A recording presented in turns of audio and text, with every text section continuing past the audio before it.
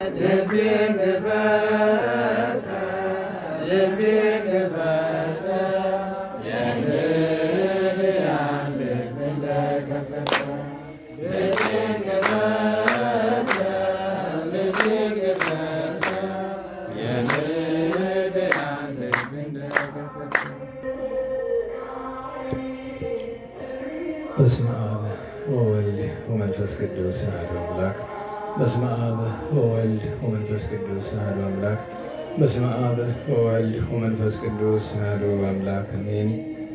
የአባቶቻችን አምላክ የቸርነት ባለቤት ቸሩ እግዚአብሔር ከዚህ ሰዓት ከዚህ ዕለት ያደረሰን ቅዱስ ስሙ የተመሰገነ ይሁን። እንዴት ዋላችሁ? ቸሩ መድኃኒታችን አምላካችን እግዚአብሔር ለአምላክነት እንደሚገባ በድጋሚ የተመሰገነ ይሁን። እመቤታችን ቅድስት ድንግል ወላዲተ አምላክ እመብርሃን ማርያም፣ ቅዱስ መስቀሉ፣ ቅድስት ቤተ ክርስቲያኑ ያከበራቸው ቅዱሳን ሁሉ ስማቸው የከበረ የተመሰገነ ይሁን። እንኳን አደረሳችሁ፣ እንኳን አደረሳችሁ።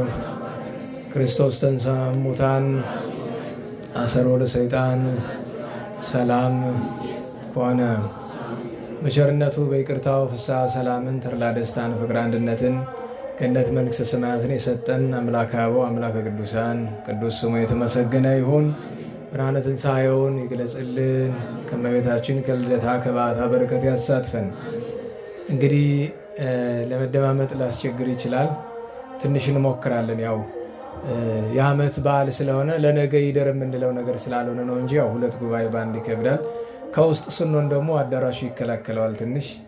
ከውጭ ስንሆን ደግሞ ድምፅ እዚህ በፊት ነግሬያችሁ ከሆነ አሁን ስብከት ሲጀመር ትንሽ ይቀንሳል።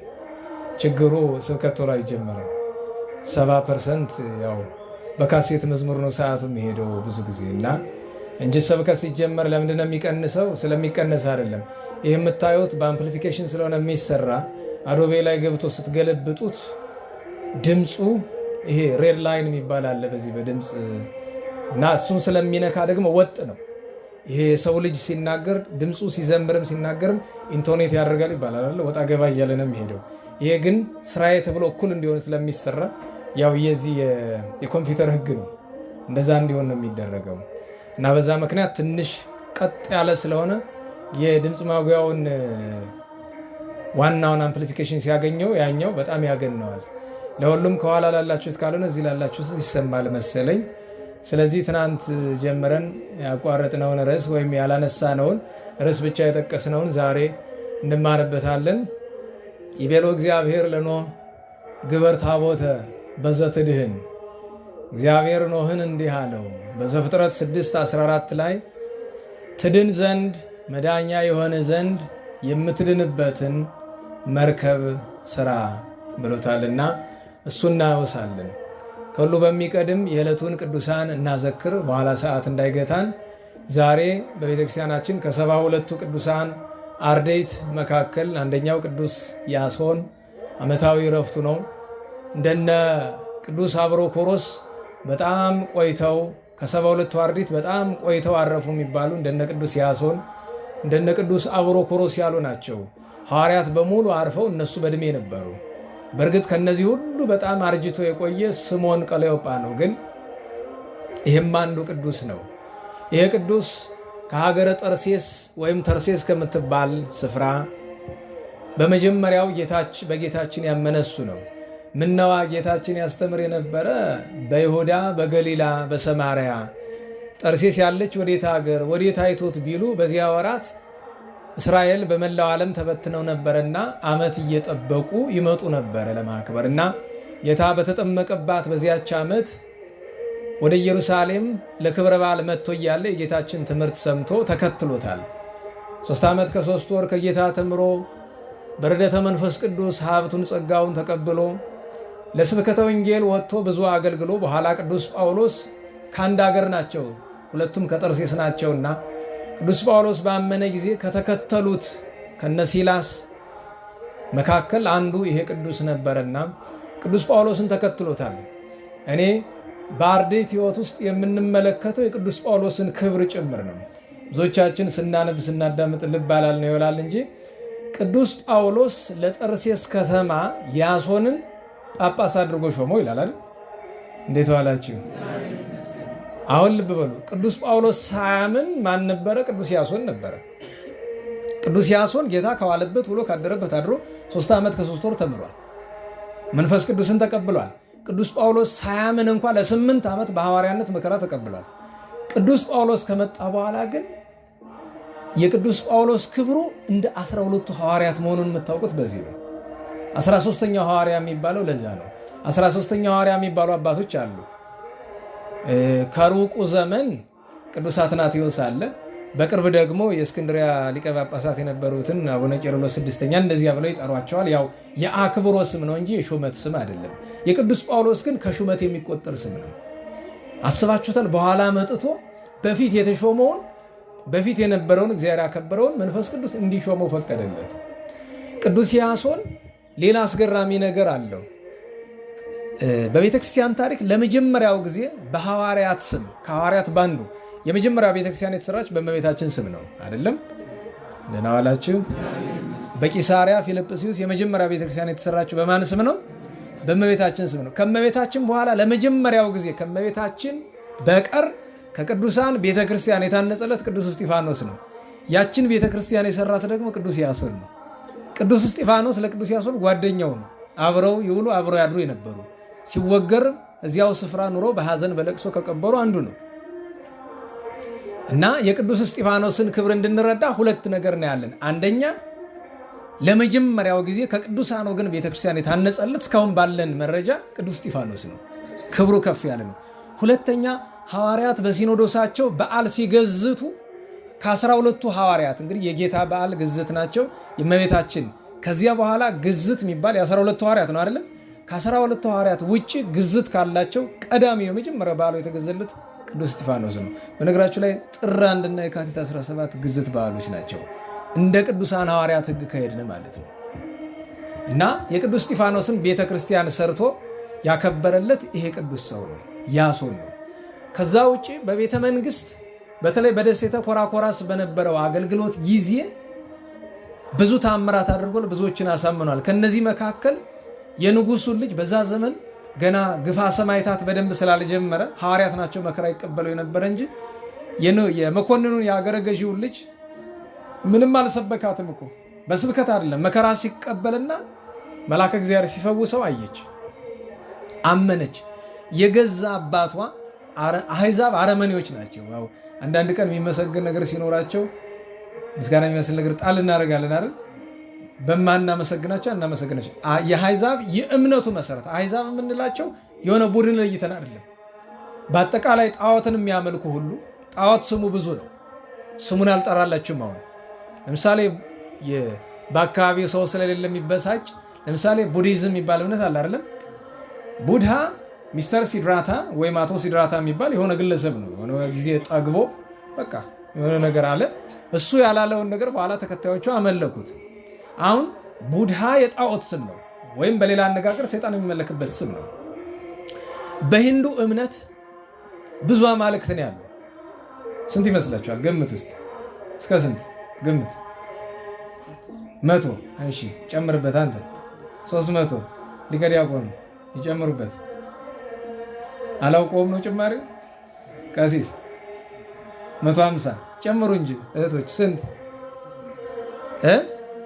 500። እሺ አንተ ረጅሙ 1000 ሊቀ መንበር 1000 3 ሚሊዮን ጣዖት ነው ያላቸው። እናንተ ዝም ብሎ ግምት አታውቁም። ከፍ በሉ እያልኳችሁ 3 ሚሊዮን ጣዖት ነው ያላቸው። ከነዚህ መካከል ተቀባይነት ያላቸው አብዛኛው የሚቀበላቸው መጠነኞቹ ናቸው። ስታዩ የህንድ ፊልም ምናምን ብዙ ያያችሁ ሰዎች ትኖራላችሁ አይደል? የሆነ የዝሆን አፍንጫ ያላት ሴትዮ አምታ ያላችሁ አይደል? መዓት ነው። እና ቅዱስ ዳዊት ምን አለ? አማልክቲሆሙ ለአሕዛብ ዘወርቆ ዘብሩር አለ። ሁሉንም ጣዖቶች ተመልክቷቸው የቡድሃንም ጣዖት የድንጋዩን ሳይሆን ዋናውን ጣዖታቸውን የህንዶቹንም ብታዩት ከምንድን ነው የሚሰሩት?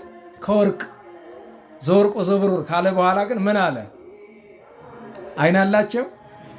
አይን ቦሞ ይረዩ ያለው እሱ ነው። እና መጨረሻ ላይ ምን አለ?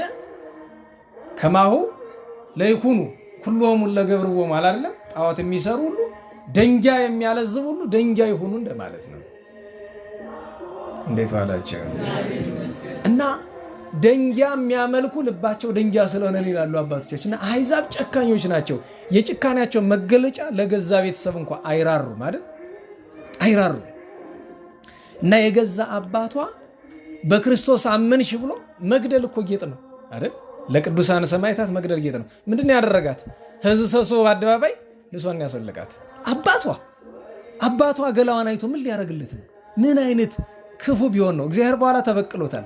እንዲያ ካደረገ በኋላ ስትገደል በቀሉ አልወጣለት ብሎ ራሱ ነው በቀስት ወቅቶ የገደላት። ደጋግሞ ወቅቶ የገደላት አራቁቶ ማለት ነው። ራቁቷል። እንዲህ አድርጎ ቅዱስ ያሶንን ሊገለው በሐይቅ ይዞ ሲሄድ መልአከ እግዚአብሔር ወርዶ ከነሰራዊቱ እንደ ፈርዖን አሰጠመው ይላል አይደል መጽሐፍ። እንደ ትናንቱ አነጋገር ይህን ጊዜ አውደ ምሕረት ነው ታባውትና ይባላል። እና ቅዱስ ያሶን እንዲህ ሲያደርግ ሲያስተምር ሲሰብክ ኑሮ ሽፍቶችን ያሳመነበት ጊዜ አለ። ብዙ በጎ ስራ የሰራበት ጊዜ አለ። እንዲህ አድርጎ በመልካም ሽምግልና የሐዋርያትንም የሰማዕታትንም አክሊል ተቀብሎ በርስቱ በመንግስቱ በጸጋ ከሐዋርያት ከአርድእት ጋር ይኖራልና እግዚአብሔር በረከቱን ያሳደረብን። ሌላኛው ዛሬ አባብሶይ ያባብሶይ አንዲ ትናንት ስንክሳር ሲነበብ ሰምታችሁ ከሆነ ታሪኩ አጭር ናት አይደል? ከቤልጌት ሰዎች የሆነው እንዲያውም ቤልጌት የሚለውን ሰው መቼም ወደ ዘመኑ ጭንቅላቱ ስለሚሄድ ያን ሰውዬ በዛ ምክንያት ነው እንዴ እንደዚህ ያሉት የሚል እንዳይመጣ በቀደም ስሙን አነስተው ነው ነበር የዛን አረመኔ ሰውዬና ቅዱሱ መከራ እየተቀበለ እያለ ህማሙ በጣም በዛበት። ሰው እንደሆኑ አንርሳ። በነገራችሁ ላይ ቅዱስ ቄርሎስ አምደ ሃይማኖት ዛሬ ወራዊ በዓሉ ነው። የዛሬ 2 ወር ደግሞ ክብረ በዓሉን ዓመታዊ በዓሉ ነው ሐምሌ 3። ቅዱስ ቄርሎስ አምደ ሃይማኖትን ጥያቄ ጠየቁት። ምን ብለው? ሰማዕታት መከራ ሲቀበሉ ያማቸዋል ወይ? ማለት የሚቀበሉት መከራ ከጭንቅላት በላይ ነው። ሰው ሊሸከመው የማይችል ነገር ነውና መንፈስ ቅዱስ መድኃኒታችን ክርስቶስ ስላደረባቸው አይሰማቸው እንደሆነ ብሎ ሲላቸው እንኳን ሰማዕታት ጌታን መከራ ሲቀበል ተሰምቶታል። ለምን? ስጋችን ስለተዋሃደ። እንዴ አምላክ ነውና ህመሙ አልተሰማው ምንላለን? እንዴት ብሎ በተዋሃደው ስጋ ሐም አይደለም እንለው? አዎ መከራው እንዴ እና ሰማዕታት ነገር ግን መንፈስ ቅዱስ ስለሚያጸናቸው ነው እንጂ መከራው ይታወቃቸዋል። ቅዱስ ጊዮርጊስ በጣም ሲበዛበት መሸከም ሲያቀተው ጸራ ጊዮርጊስ በአብይ ቃል ወይ እፎይል ከማምላክ የተሰቀለ ብሎ የለ። ይሄ ቅዱስም መከራው ሲከብደው መልአከ እግዚአብሔር መጣና ተገለጸለት ለማጽናናት። ሲገለጽ ግን ባዶን አይደለም የተገለጸለት። ምን ይዟል? በእጁ የብርሃን አክሊል ይዞ በዝንቱ አክሊል እከልለከ በዚህ አከብርሃለሁ። ይሄው ክብርህን እንካ። አንዳንድ ጊዜ ህፃን ልጅ ወይም ቤት ልጅ እየታዘዘ ሲሰራ ድክም ሲለው እናቱ ጥሩ የሆነ ምግብ በጣም የሚወደውን አይነት ምግብ ሰርታ እየጨሰ ይኸው ስትጨርስ ይህን ትበላለህ ያ ያጸነዋል። በነገራችሁ ላይ ምግብ አባቶቻችን ምን ይለዋል? መመገብ ጥሩ ነው፣ ብዙ መብላት ማለት ነው ያጸናል። ብዙ ካልተገኘ ግን ጥቂት መብላትም ያጸናል። ጥቂት ካልተገኘ ግን የምግብ መዓዛም ማሽተትም ያጸናል። ማሽተት እንኳን ባይቻል በመስታወት በምን ቢጋረድ ማየት ራሱ ጉልበት ያጸናል። ለምን? አገኘው ይሆናል በሚል ተስፋ እኮ አለው። አይታችሁ እንደሆነ በጣም ርቦን ምግብ ሲቀርብ ቁጭ ብለን ራሱ ጉልበት ትንሽ በርታ ይላል አይደል? በእናንተ ሳይንስ ሳይኮሎጂካል ኢምፓክት ትሉታላችሁ አይደል? ስነ ልቦና ውጤት ነው። ስታየው ራሱ የሆነ ነገር አለ እና መልአከ እግዚአብሔር ይሄው ክብርን አለው። ጸና፣ ታገሰ። በሳት አቃጥሎ ገደሉት አይደለም? እግዚአብሔር በረከቱን ያሳደርልን። እና ውሳቤው ስነሲማሉ ዛሬ ከኢትዮጵያውያን እናቶች አንዷ ንግስቲቱ እናታችን ቅድስት ወለተ ማርያም ናት። ወይም ማርያም ክብራ ወይም በሌላ ስም ናኦድ ሞገሳ ትባላለች። እናታችን ቅድስት ማርያም ክብራ ወይም ናኦድ ሞገሳ ወይም በዛሬው ስንክሳር አጠራር እናታችን ወለተ ማርያም የአፄ ናኦድ ሚስት ናት። የጻድቁ ንጉሥ መልካ ማርያምን የደረሱ ብዙ ቅኔ የተቀኙ ቅዱስ ሰው ናቸው። በዘመናቸው ጻድቅ ናቸው። 8ኛው ሺህ አላይም ብለው የሞቱ ማለት ነው። ናኦድ ሞገሳ በቤተ መንግስት ሳለች አመጣጧ በነገራችሁ ላይ ከወደ ዳወሮ አካባቢ ወደዚህ ወደ ደቡብ አካባቢ ነው። በአንዳንድ ታሪክም እንደምንረዳው ከአሕዛብ ወገን ሳትሆን አትቀርም ሀገረ ሙላዷ እና መጥታ በትዳር ውስጥ ኑራ ስታደርጋቸው የኖሩ ነገሮች አሉ። በቤተ መንግስት በነገራችሁ ላይ አንድ ነገር ልብ በሉ፣ ሀብትን አትመኙ። አሁን ትናንት መጨረሻ ላይ ብስጨጨት ብዬ አንዳንድ የግል ምስጢር እስከ ማውጣት ሂጄ ተናገርኩኝ አይደለም። ያም የሆነበት ምክንያት እኔን ሊጠቅመኝ አይደለም፣ እንድታስተውሉ እንድናስተውሉ ነው። ስራ ስሩ፣ ገንዘብ የሚገኝበትን ስራ ስሩ። ነገር ግን ሀብቱን አትመኙት ብለን ደጋግመን ተናግራለን። ስልጣንን አትመኙ፣ ከመጣ በእግዚአብሔር ፈቃድ ልንቀበለው እንችላለን። ነገር ግን አትመኙት። ሀብትን ስልጣንን የሚመኝ ሰው ሲያገኝ ገደል ነው የሚገባበት፣ ሰው ነው የሚበድልበት።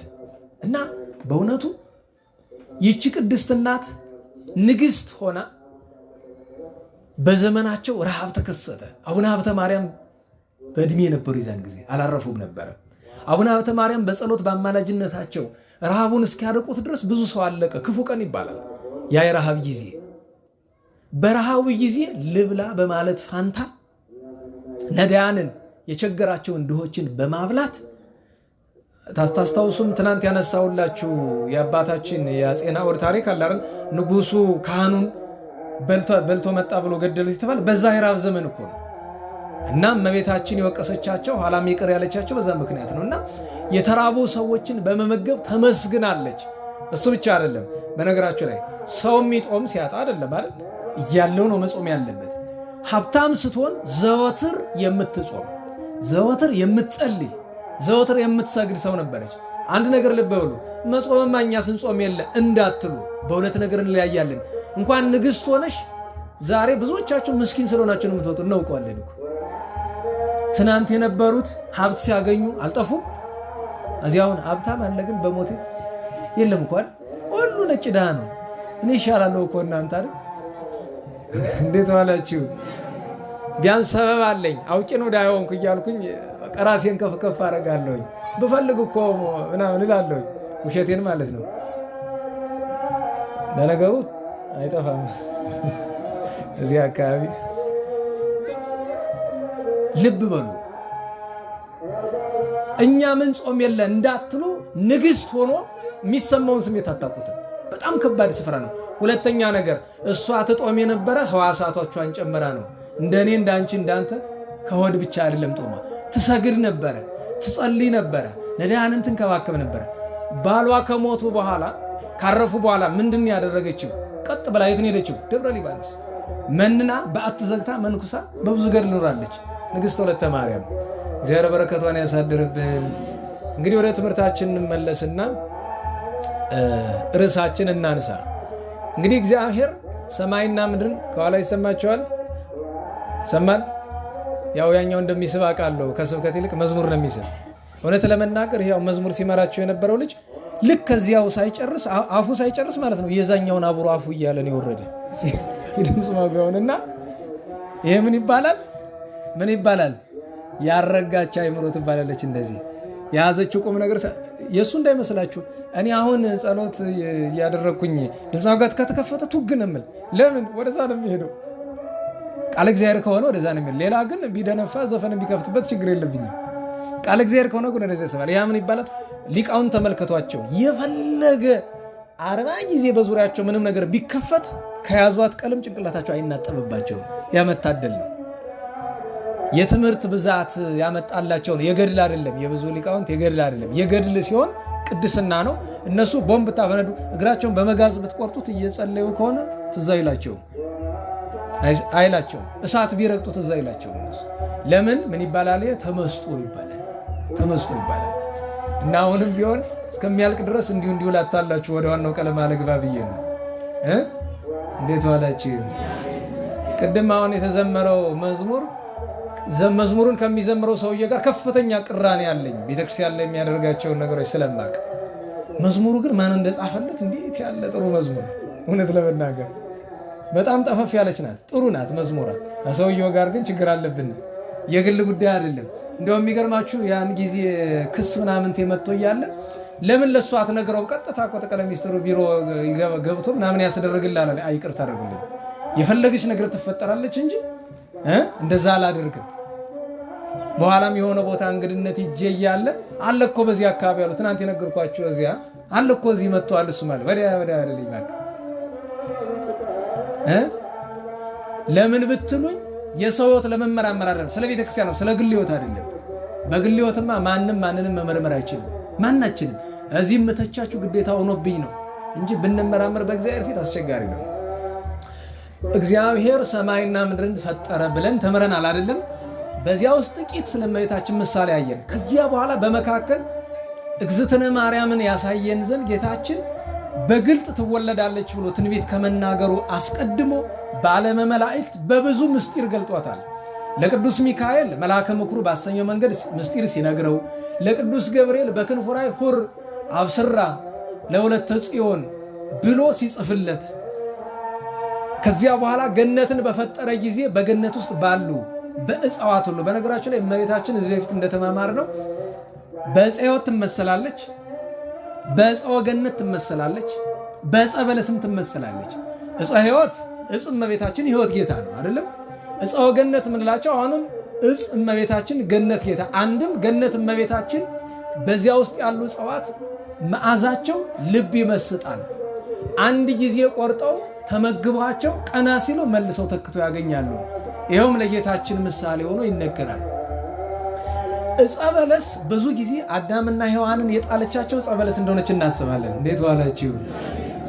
ዕፀ በለስን እንደ ክፉ ነው የምናያት። ምን ሆነው ክፉ? የፈጣሪና የፍጡር መለያ ምልክት ናት እንጂ ዕፀ በለስ በራሱ በነገራችሁ ላይ በለስ መብላት እኮ ኃጢአት አይደለም። ችግሩ በለሱን መብላቱ አይደለም፣ እግዚአብሔርን መጋፋቱ ነው። እግዚአብሔር እኮ በለስን ብቻ ሳይሆን ምናልባት የኮክ ፍሬንም ቢሆን አትብላ ካለ ችግሩ ከኮኩ አይደለም። እና እመቤታችን በበለስ የምትመሰልበት ምክንያት ምንድነው ከተባለ አዳምና ሔዋን በተራቆቱ ጊዜ ኀፍረታቸውን በምን ነው የከደኑ? በበለስ ቅጠል ነው አይደለም? ስለዚህ ኀፍረትን የምትከድን ኀፍረታቸውን የከደነችላቸው ቤዛቸው መድኃኒታቸው እመቤታችን ናት። መድኃኒቱን ቤዛውን የወለደችና በዚያ ይመስላታል። እንዲያ እያለ በስነ ፍጥረቱ እሑድ በተፈጠሩ ፍጥረታት፣ ሰኞ በተፈጠሩ ፍጥረታት ጮኩ አይደል? በጣም ያን ለማሸነፍ ሰኞም በተፈጠሩት፣ ማክሰኞም በተፈጠሩት፣ ረቡዕ፣ ሐሙስ፣ ዓርብ በተፈጠሩት ትመሰላለች። በቅዳሜ እንኳን በሰባተኛው ቀን ትመሰላለች አይደል? የእረፍት ቀን ናት አይደለም? አዎ እረፍት ያገኘን በእመቤታችን ነውና እንዲህ ካደረገ በኋላ አዳም ሲፈጠር አዳም በተፈጠረበት ምድር ትመሰላለች። ሔዋን በተፈጠረችበት ጎንም ትመሰላለች። እመቤታችን ድንግል ማርያም እንዲህ ካለ በኋላ ለአዳም አባታችን እትወለድ እምወለተ ወለትከ። ልብ ብላችሁ ታውቃላችሁ? እምወለተ ወለትከ የሚለው ምንድን ነው ሲተረጎም? ከልጅ ልጅ ነው አይደለም? እንዴት ዋላችሁ? እስቲ አንድ ቀን ርዕስ እናደርገው ይሆናል። እምወለተ ወለትከ ምን ሊል ፈልጎ ነው? አሁን አማራጭ አለ። እምወልደ ወለትከ አለ፣ እምወለተ ወልድከም አለ። ወለተ ወለትከ ምን ማለት ነው? እስቲ እንመጣበታለን አንድ ቀን። እንዲያ እያለ አዳም አባታችን በብዙ ምሳሌ ሴት ሲመጣ በጸፍጸፍ ሰማይ አቤልን በየዋህነቱ በመስዋዕቱ እያለ እነ ቃይናን መላልኤል ያሬድ ሄኖክ እያለ ሄዱ አሁን ኖህ ላይ ደረስን። ባጭር ማለት ነው። ለእናንተ ረጅም ይሆናል፣ ለእኔ ባጭር ነው። ሰዓቱ ሄዶ ይገርማችኋል። ገና ሳንጀምር ሄደ። ለሁሉም ከአባታችን ኖህ ደረስን። አባታችን ኖህ የነበረበት ዘመን ዓለም እንዳሆነ የነበረበት ነው። እንደምታውቁት ግብረ ሶዶማዊነቱ፣ ዝሙቱ፣ መርዓቱ፣ ክፋቱ፣ ስካሩ የሌለ ነገር አልነበረም። በዚያ ዘመን ምን ይላሉ? የሰባት ካት ምንድነው ችግራቸው? ኃጢአትን ንቅስ እያደረጉ ነበር ይመስላል። ንቅስ እያደረጉ ማለት ነው። አንድ ነገር መንቀስ ምንድን ነው? በደንብ የማይታየውን እንኳን በደንብ ፈርፍሎ መርምሮ በመርፌ ማውጣት መንቀስ ይባላል አይደለም? ንቅስ እያደረጉ ማለት ከኃጢአት የትኛው አቀረችን እያሉ ብለው መጨረሻ ያገኙት ኃጢአት ምን ሆነ? ግብረ ሰዶምነት። ከግብረ ሰዶምነት አልፎ ምን እንዳገኙ ታውቃላችሁ? የካኒባሊዝም የሚባለው ሰውን በጉ ሲያመጡላቸው በጉን ላሙን አንፈልግም ብለው ሰውን አጋድሞ እንደዚያ ማድረግ። የሰባት ካት ኃጢአት ሰው አይገባው። እንዴት እግዚአብሔር ፍጥረቱን ሁሉ አጠፋ ይላል። ከዚያም በላይ ይገባቸው ነበረ። ለነሱ ብቻ ሳይሆን ለኛም ይገባል ነበረ። ምክንያቱም በዚህ ዘመን ምን የቀረ ነገር አለ? ሁሉም መጣ አይደል? አሁን ካኒባሊዝም ይፋዊ ለማድረግ በድብቅ የሚደረገው ነገር ነው። ለምሳሌ አሜሪካን ውስጥ ተቀላችሁ አይደለም? የሰው ስጋ ፋብሪካ አለ። እንግዲህ ከዚህ በኋላ ኩታራ የለም አይደል? ጆሮሽ እንደፈኘው እንግዲህ ሌሎች ብዙ አንዲት ናት ያለች። ምን ላድርግ? ኧረ በዛም አሉ መሰለኝ። ጆሮአችሁን ድፈኑ በሉ። አሁን ቶሎ በሉ። ትንሽ ጊዜ በአንቺም ድፈኝ በሉ። እንዳትሰሙ ክፈቱ እላችኋለሁ። ይኸውላችሁ ሰውን በድብቅ የሚያደርጉት ነገር አለ። አሁን በይፋ በነገራችሁ ላይ በይፋ ስላችሁ በሚዲያ ሁሉ አለ። ቪዲዮ ያሳያችኋሉ። ዜና ቻናሎች ምን ያደርጋሉ? ፈቃደኛ ሰዎች አሉ። ይሄዱና ይሸጡላቸዋል። ከአካላቸው ሰርጀሪ አድርገው ያንን ያወጡታል። ያንን ምንድነው በኬሚካል በፋብሪካ ፕሮሰስ ትልቅ ስጋ ያደርጉታል። ያንኑ እንዳለ እና የሰው ስጋ የሚበላባቸው ካፌዎች አሉ። በጣም ውድ ነው። እዛ እየሄደ ሰው ይመገባል። ይህንን አይቶ አሜሪካ የሚደረግበት ስፍራ አሜሪካና አውሮፓ የሚደረግበትን አይኑ እያየ ምንም አይመስለው። ታውቃላችሁ። አሁን ቅርብ ጊዜ KFC የሚባል ፋብሪካ የሰራውን ማስታወቂያ አይታችሁታል። በይፋ የሰው ስጋ እንደሚሸጥ ማስታወቂያ ሰራ አይደል? በይፋ ማስታወቂያው እንደዛ ነው የሚለው። በአብዛኛው የዶሮ ቅልጥ ምናምን የሚሸጥበት ስፍራ ነው። ለዛ ነው ሰው ሀገር ያለ ስጋ አልበላም የጦም ብቻ ነው። አዎ አንተማመንም። ኋላ ቢጨንቃቸው በአካል ዶሮዋን ይዘውት መጡ። እችን ሳታምናት ወይ አይ አምናት አለው ግን አልፈልግም እናንተ ራሳችሁ ብሎ የዚህ ሀገር ዶሮ ምን መርፌ እንደወጉት ምን አውቄ ነው ማለት አልቀመስኩ። መድኃኒዓለም ምስክር ነው። የለም ምን ሊያደርግ እውነቴን እኮ ነው። እንዲህ አንዳንዴ እኮ ክርስትናው የጠፋብን አይምሯችን ማስተዋል ያቃተው እና ሰባት ካት ያላደረጉት ነገር የለም። ከሰባት ካት ኃጢአት አንዲትም አልቀረችንም። ታዲያ እግዚአብሔር ሰባት ካትን ካጠፋ በኋላ ሰባት ካትን ከማጥፋቱ አስቀድሞ መጀመሪያውኑ ለአባታችን ለሆነው እንዲያውም እኮ በነገራችን የኃጢአታቸውን ክፋት የሚገልጸው ምንድነው? ወነስሐ እግዚአብሔር በእንተ ዘገብሮ ለሰው ይላል። እግዚአብሔር ሰውን ስለመፍጠሩ ምን አለ ይላል? ተጸጸተ ይላል። በእግዚአብሔር ጸጸት ኖሮበት ሳይሆን የክፋታቸውን መጠን መናገር ነው። እንዲያ ብሎ አባታችን ኖህን ግበር ታቦተ በዘትድህን አለው። ትድን ዘንድ መርከብ ስራ። እኔ ልብ እንድትሉት የሚያስፈልገው ሁለት ነገር ነው። አንደኛ ነገር ለመዳን ሁልጊዜም ቢሆን የሰው ልጅ ሱታፊ ያስፈልጋል። አሁን በዚህ ዘመን ያሉት ልቀቁት ረስቸው ጆሮአቸውን እንደወጠፉ እጃቸው። በነገራችሁ ላይ በዛውም ምክር ልምከራችሁ፣ ጆሮአችሁን ለረጅም ሰዓት አትድፈኑት። መጥፎ ነው ደግሞ ያው በጣም አይደፈንም ለረጅም ሰዓት ጆሮ። እኔ አንዳንድ ጊዜ መስማት ማልፈለገው ነገር ስም አሁን እንደዛ ሳደርግ ብዙ ጊዜ ኖርኩና አሁን መምተኛ ሆነ ጆሮ።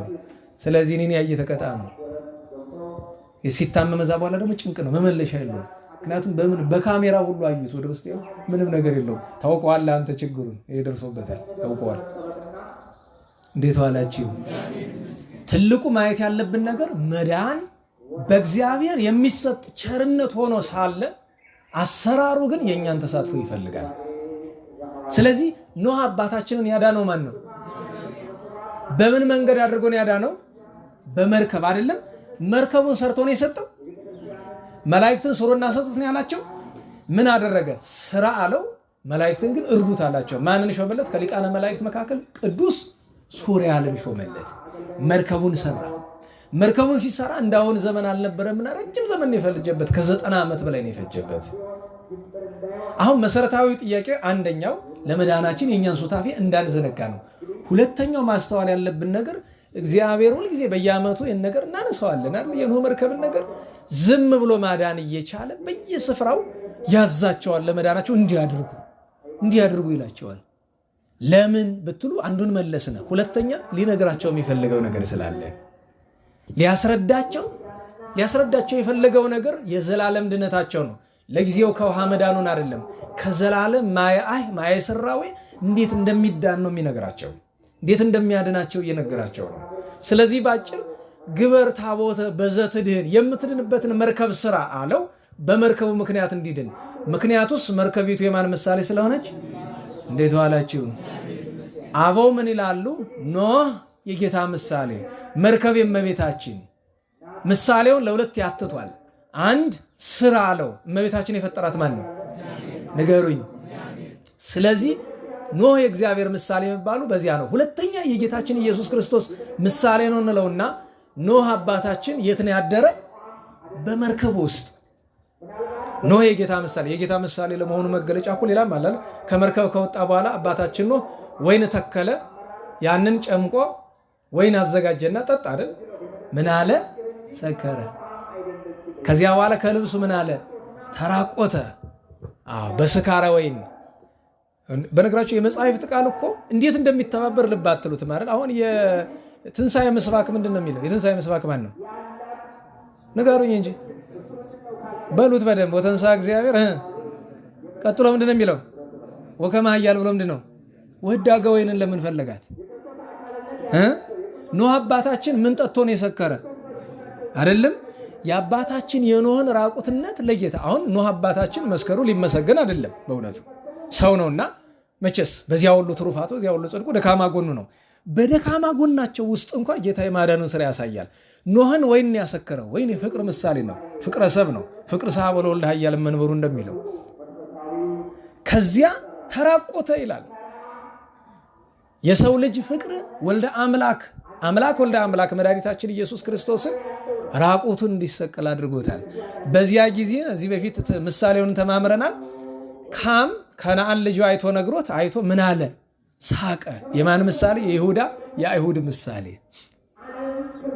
ሴምና ያፌት ሁለቱ ልጆቹ ግን ምን አለው? ራቁቱን አናይም ብለው ጀርባቸውን ሰጥተው ልብስ አመጥተው አካሉን ከደኑ። አይደለም? የዮሴፍ ኒቆዲሞስ ምሳሌ አይደል? በድርብ በፍታ ገንዘው ስለቀበሩ እንዲያ አለ እና ኖህ አባታችን የጌታ ምሳሌ ተብሏል። ምሳሌነቱ በመርከብ ስላደረም እንደገና ደግሞ እንዲህ ባለው አሁን በነገርኳችሁ ምሳሌ ይመስላል። ስለዚህ መርከብ የእመቤታችን ምሳሌ። ሁለተኛ ነገር ግበር ታቦተ ማለቱ ነው እግዚአብሔር ምሳሌ ስለሆነ እኔ እፈጥራታለሁ በኋላ ለዓለም መዳኛ በመርከቧ ምክንያት እንደዳነ። በነገራችሁ ላይ መርከቡ ስንት ሰው ነው የነበረ? እንዴት ዋላችሁ? መርከቡ ስንት ሰው ነው የነበረ? ጌታ እኮ በእመቤታችን በ8000 አዝማናት የሚፈጠርን ፍጥረት ሁሉ በእሷ አብነት በእሷ ምክንያት አድናለሁ ሲልም ነው። 8 ሰው ነው ያዳነ። 8 ሰው። ሁለተኛ ግበር ታቦተ አለው። መርከብን ስራ ማለት መርከቢቱን ውለድ ተብሎ ይተረጎማል። መስራት። ግበር ታቦተ አለው። ግዛ አላለው። ምን አለው? ግበር ታቦተ። ለምን? እመቤታችን የምትገኝ ከማን ባህሪ ነው? ከአባታችን ኖህ ባህሪ አይደል? ኖህ ሴምን ከሴም ወርዶ በአብርሃም አይደል? እንዲያውም እኮ በሴም እንደሚወርድ ለይድር እግዚአብሔር ውስተ ቤቱ ለሴም ብሎ በሴም ቤት እግዚአብሔር ይደር ብሎ መርቆታል። ከዚያ ወርዶ ከዳዊት ወርዶ ከኢያቄም ከሐና ተገኝታ እመቤታችን ድንግል ማርያም ከኖህ ባህሪ ስለተወለደች ግበር ታቦተ አለ። ግበር ታቦተ ማለቱ እኔ ባሳየው ስርዓት ያችን መርከብ ደግሞ ስሰራት ብሎታል። መርከቢቱን የምትሰራት አሰራሯ እኮ ይገርመኛል። የምትሰራት ከምድር ንጹሃን እንጨቶችን ይልቁኑ ግን ከገነት ከደብረ ቅዱስ ነው። እንግዲህ ከምድር ያልኳችሁ ከሌላ መረረ ከደብረ ቅዱስ የተቀደሱ እንጨቶችን ውሰድ። ዋናው ግን ሱሪያል ከገነት እጽዋትን ያምጣልህ አለው። አበው ምን ብለው ተርጉሟል? ለምንድን ነው በገነት እጽዋት ያቺ መርከብ የተሰራችው ቢሉ እመቤታችን ድንግል ማርያም ከሰማይ ስለወረደች አይደለም። ምሳሌነቱ አዳምና ሔዋን ሳይበድሉ የት ነው የነበሩ? እንዴት ዋላችሁ? የት ነው የነበሩ? እመቤታችን ስትወለድ ስትጸነስ ጀምሮ የፍጥረት ሁሉ ፍዳ መርገም ሳያገኛት አዳምና ሔዋን በገነት የነበራቸው ንጽህና ስለነበራት ለዚያ ምልክት ነው ዕፀ ገነት። በቀሊላን ዕፀ ገነት ቀሊላን ያላቸው ለምንድን ነው ቢሉ ለፍጥነት። ምክንያቱም ክቡድ የሆነ እንደሆነ ይሰጥማል አይደለም? ቀሊላን እንጨቶች መርከብ የሚሰራ ቀለል ባለ እንጨት ነው አይደለም? ቀሊል የሆነ እንደሆነ ምን ይላል? ይንሳፈፋል፣ አልያ ይሰጥማል። ምሳሌነቱ ምንድነው? እመቤታችን ድንግል ማርያም ማይበላ ኃጢአት ሞገደ ኃጢአት አያሰጥማትም። ምን አለ ሊቁ ቅዱስ አባ ጊዮርጊስ? ታቦተ ኖህ አንቲ ማእከላይ ዘጸብቲ አለ። የኖህ መርከብ አንቺ ነሽ፣ በጥፋት ቀላይ ላይ የማትሰጥሚ ላይ ላዩን የምትዋኝ ካለ በኋላ ወነፍሳተ ሁሉ ፍጥረት እሞገዳ ተባለ ዘትከብቲ ፍጥረትን ወገን በሙሉ ከሞገድ ከማይበል ከኃጢአት ከፍዳ ከመርገም ከገሃነመ እሳት የምታድኝ አንቺ ነሽ ብሏል። ስለዚህ ቀሊላን ማለቱ እመቤታችን ድንግል ማርያም መርከቧ እንዳልሰጠመች ሁሉ የዚህ ዓለም ኃጢአት እንዳላሰጠማት ፍጥረቱን ሁሉ ያሰጠመ ኃጢአት እንዳልደረሰባት ለማጠየቅ ነው። አንድም ቀሊላን አለ። ቀለል ያለ ነገር ፈጣን ነው አይደለም? እንዴ ነው አላችሁ? ኢሳይያስ በትንቢተ ኢሳይያስ 19:1 ላይ ምን ይላል? ወናሁ እግዚአብሔር ይወርድ ውስተ ምድረ ግብፅ እንዘ ይጽያን ዲበ ደመና ቀሊል። ቀሊል ያለውን አማርኛ ሲተረጎም ምን ይላል? ፈጣን አይደል? ምን ይላታል እመቤታችን? አፍጣኒ ተረድኤት ማርያም በጊዜ ምንዳቤ ዋጸባ በመከራ ጊዜ ለዓይንን ቀራነባ ይላል። ከዓይን ጥቅሻ ይልቅ ፈጥነሽ በመከራ ጊዜ የምትረጂ ይላታል። ቀሊላን ያለው ለሱ ተተርጎማል እና ግበር ታቦተ አለው። ከሱ ባህሪ በምትገኝ በእመቤታችን ድንግል ማርያም እንደሚያድነው ሲነግረው ነው። ያቺ መርከቢቱ አሰራሯ ቁመቷ ይሄን ያክል፣ ወርዷ ይሄን ያክል፣ ርዝመቷ ይሄን ያክል ተብሎ ትነግራለች። ሰዓት ለመቆጠብ ግን ስንናገር 3 ክፍል እንዳላት እንናገር። እንዴት ዋላችሁ? ስንት ክፍል አላት? ስንት ክፍል አላት? 3 ክፍል አላት። ይሄውም ለእመቤታችን ምሳሌ ነው። በሁለት ወገን ይተረጉማል። አንደኛ 3 ክፍል አላት ማለት ሥላሴ አብ ወልድ መንፈስ ቅዱስ ማደሪያቸው እንዳደረጓት መናገር ነው። ድንግል በክልኤ እንደምነው ድንግል በሳልስ ትባላለች። በ3 ወገን ድንግል ማለት ነው። እመቤታችን በሐልዮ ድንግል ናት። በሐልዮ ከሚሰራ ኃጢአት፣ በነቢብ ከሚሰራ ኃጢአት ድንግል ናት። በገቢር ከሚሰራ ኃጢአት ድንግል ናት እመቤታችንና ስለዚህ መርከቢቱን 3 ወገን አድርገህ ስራታለሁ። 3 ወገን። ሁለተኛው ደግሞ ምን አልኳቸው?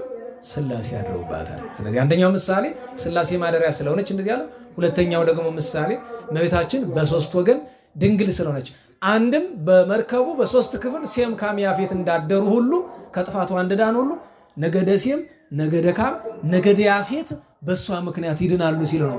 አንድም ነገደ ሴም፣ ነገደ ካም፣ ነገደ ያፌት ሁሉ ያመሰግኗታል። እመቤታችን ወናሁ ሚዜሰ ያስተበጽኡኒ ኩሉ ትውልድ፣ ትውልድ ሁሉ ያመሰግኑኛል። ትውልድ ማን ነው? ትውልደ ሴም፣ ትውልደ ካምና ትውልደ ያፌት ሲል ነው። ስለዚህ እመቤታችን ግብረ ታቦተ በዘትድህን አጭር ምሳሌ ይሄን እናድርግ። ወደ ኖህ አባታችን ለመመለስ ጊዜ በሚቀጥሉት ቀናት ስለማይኖረን ከወጣ በኋላ አባታችን ኖህ አንድ ነገር ለመነ። መስዋዕት ሰዋ፣ እግዚአብሔር ተቀበለለት። እግዚአብሔር መስዋዕቱን አሸተተና በጎ መዓዛ ማለት ብዙ ጊዜ ሰዎች እንሳሳታለን። በነገራችሁ ላይ የዕጣኑ መዓዛ ለእኛ ፍንጫ ጥሩ ነው አይደለም? መስዋዕቱን የምናሳርገው እኛ ክፉዎች ከሆነ ግን ለእግዚአብሔር ጥሩ አይሸተውም። እግዚአብሔር መዓዛውን ከልባችን እንጂ ከዕጣኑ አይደለም የሚፈልገው። መዓዛውን የሚያጣፍጠው ዕጣኑ ብቻ አይደለም፣ ልባችን ነው። የአቤል መስዋዕት በጉን ነው እግዚአብሔር ወደደለት፣ ያቀረበበትን ልብ ነው።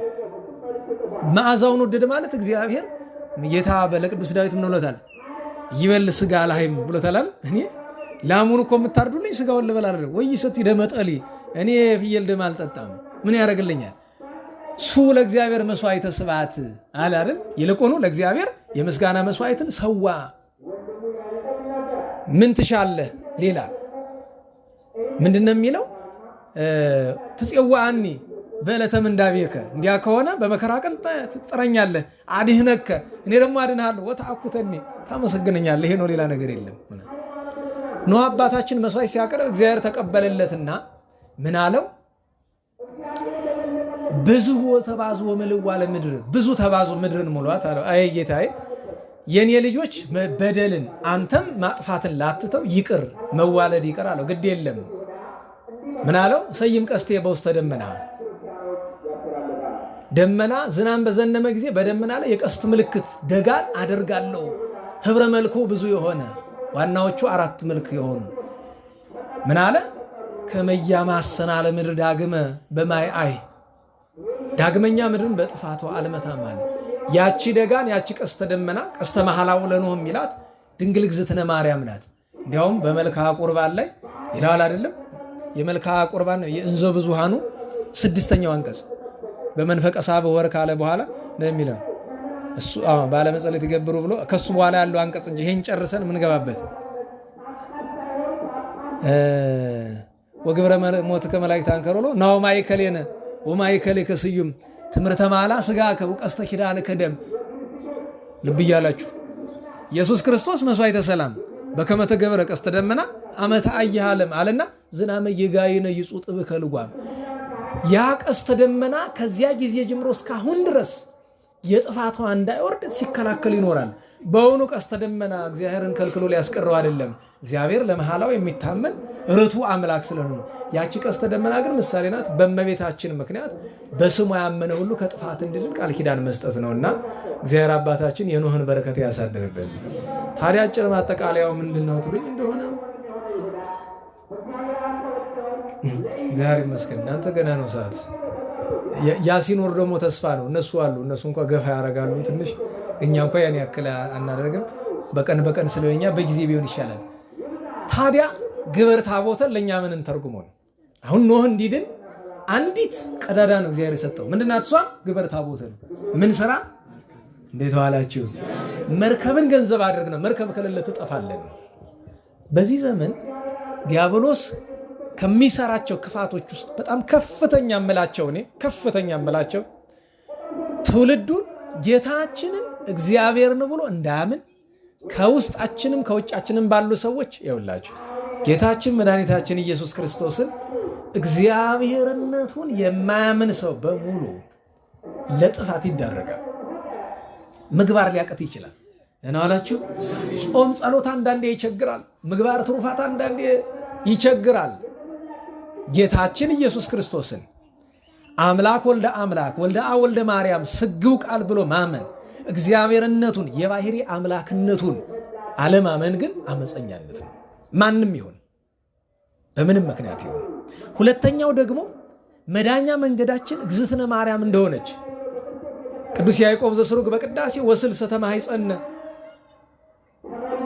ወካዕበ ነው እንጂ ወስልሰስ ሌላ ነው። ወካዕበ ተማኅፀነ በማርያም ምከ እንተ ይእቲ እግዝእትነ ወትምክሕተ ዘመድነ እመቤታችን የባህሪያችን መመኪያ በሆነች በድንግል ማርያም በእናትህ ዳግመኛ ተማጽነንሃል። ለምን? እስመ አንተ ትቤላ ዘገብረ ተዝካረኪ ወዘጸውዐ ስመኪ ሕይወተ ዘላለም ያዩ ስምሽን የጠራ መታሰቢያሽን ያደረገ ለዘላለሙ ይድናል ብለህ በእመቤታችን ተናግረሃልና በእመቤታችን ስም ተማጽነንሃል። ያን ጊዜ ትምረን ዘንድ ይላል። መዳኛ መንገዳችን እሷ እንደሆነች እንግዲህ ልብ በሉ። መናፍቃን ምን ይላሉ? አይ አታስፈልገንም፣ በቀጥታ ወደ እሱ መሄድ እንችላለን ብለዋል። እንዴት ዋላችሁ? እንኳን እኛ ቅዱሳን ሐዋርያት ወደ ጌታ ቀጥታ መሄድ አይችሉም። ችሎታ የላቸው፣ አይችሉም። ያለ እግዝእትነ ማርያም እግዚአብሔርን ማግኘት አይቻልም። ያለ እግዝእትነ ማርያም እሷን አጋዥ ሲያደርጉ ሁልጊዜ ቅዱስ ሚካኤል እንኳ ምልጃ ሲሻ እመቤታችንን ሳያስቀድም ይለምናል። ቢለምንስ ተቀባይነት ያገኛል? እንዴት ብሎ ወአልቦ ዘይት ማሰለከ በልማደ ምሕረት ወሳይል እንበለ ባሕቲታ እህትከ ማርያም ድንግል ተላል ሲያደንቀው እንኳ ርኅራኄ አይሆን ማለት ነው። ከእመቤታችን በቀር በርኅራኄ ማን ይመስልሃል ብሎታል ቅዱስ ሚካኤል። ያለ እመቤታችን አማላጅነት የሌሎች ቅዱሳን ሁሉ አማላጅነታቸው ቦታ የለውም። ለምን? የአማላጅነት ሁሉ መሰረት እሷ ናትና፣ የመዳን ሁሉ መሰረት አድርጎ እግዚአብሔር ወልድ መድኃኒታችን የፈጠረ እሷን ነውና። ይትባረክ እግዚአብሔር ማን ነው ዘፈጠረ ኪያኪ ስጋነ ወአጽመ አጽምነ ያሉትን ይዞ ደራሲ በመልክዐ እዱ ምን አለው? ኋላ ደግሞ በአርኬ ማን ነው በነግስ በማሕሌት ጊዜ ለዝክረ ስምንኪ አይደል ዘመንክር ጣዕሙ የሚለው መጨረሻው ምንድን ነው? ኪያኪ ሰናይተ ዘፈጠረ ለቤዛ ዓለሙ ለዓለም ሁሉ ቤዛ ተወኝ ዘንድ አንቺን ቤዛ አድርጎ የፈጠረ እግዚአብሔር ይትባረክ ወይ ተአኮት ስሙ ይመስገን ይክበር። ቤዛ አድርጎ የሰጠ ድንግል ማርያም በአማላጅነቷ ቤዛ ባትሆን ኑሮ መጽሐፍ ምን ይላል? ሱባኮ እግዚአብሔር ጽባዖት ዘአትረፈ ለነ ዘርአ እምኮነ ከመ ሰዶም ወከመ ገሞራ እመሰልነ አለ።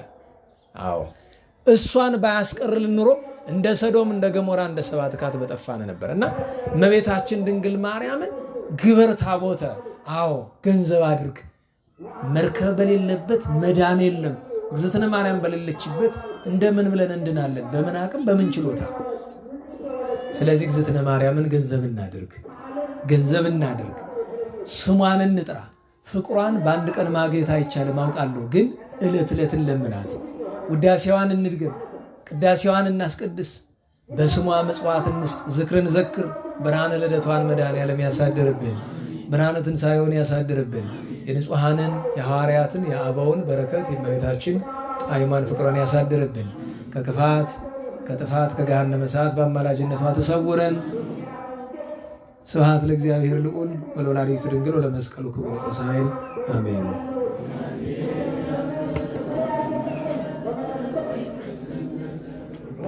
አሜን።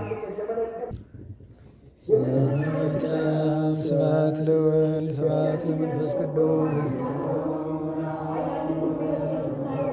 ስብሐት ለወልድ ስብሐት ለመንፈስ ቅዱስ ስብሐት ለወልድ ስብሐት ለመንፈስ ቅዱስ ስብሐት ለእግዝእትነ ማርያም ድንግል ወላዲተ አምላክ ስብሐት ለመስቀለ እግዚእነ ኢየሱስ ክርስቶስ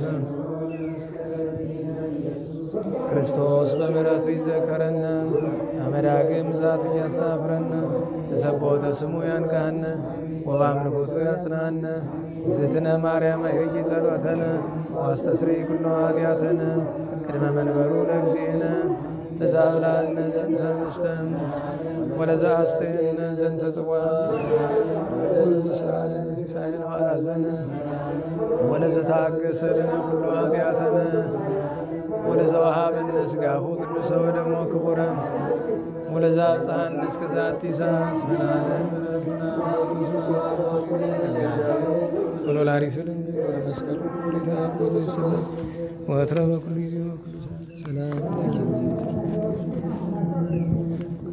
ማርያም የተማይጸነ ጸሎተ እግዚእነ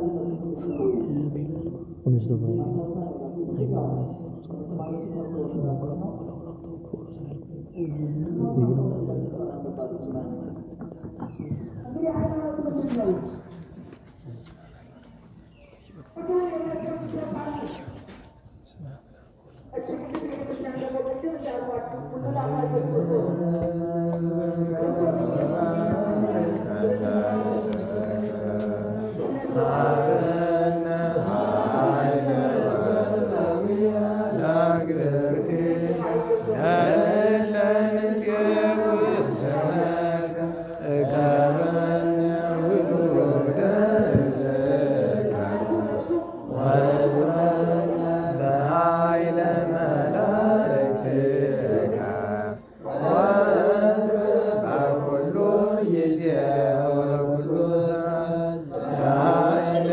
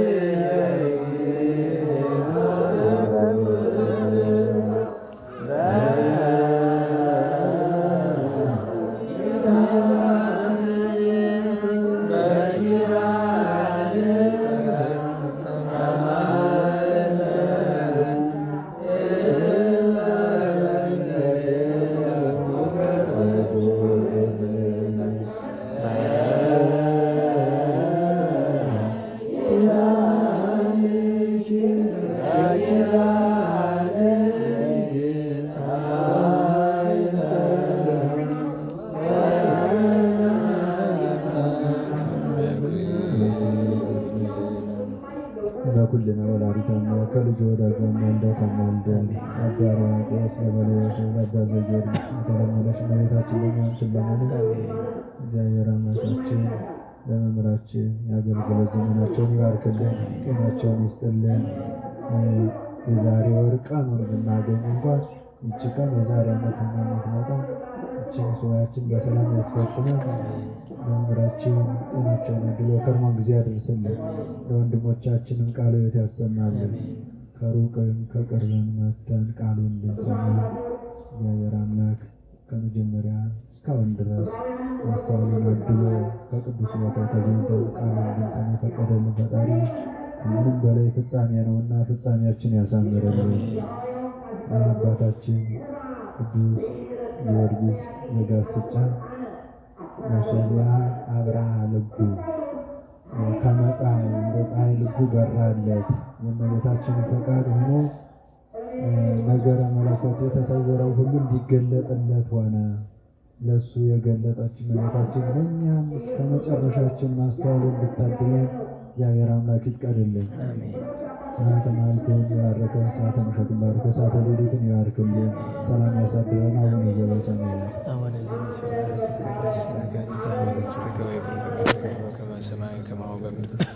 ሲሳይነ ዘለለ ዕለትነ ሀበነ ኅድግ ለነ አበሳነ ወጌጋየነ ከመ ንሕነኒ ንኅድግ ለዘአበሰ ለነ ኢታብአነ እግዚኦ ውስተ መንሱት አላ አድኅነነ ወባልሐነ እምኩሉ እኩይ እስመ ዚአከ ይእቲ መንግሥት ኃይለ ስብሐት ለዓለመ ዓለም። ሰላመ ቅዱስ ገብርኤል መልአክ እግዝእትየ ማርያም ሰላም ለኪ ድንግል በሊናኪ ወድንግል በሥጋኪ እግዚአብሔር ጸባኦ ሰላም ለኪ ቡርክት አንቲ እምአንስቶ ወፍሬ ከርሥኪ ተፈሥሒ ፍሥሕት ምልዕተ ጸጋ እግዚአብሔር ምስለኪ ሰአሊ ወጸልዪ ለነ ምሕረተ በፍቁር ኩሎኪ ኢየሱስ ክርስቶስ ከመ ይስረይ ለነ ኃጣውእ ይፍቱ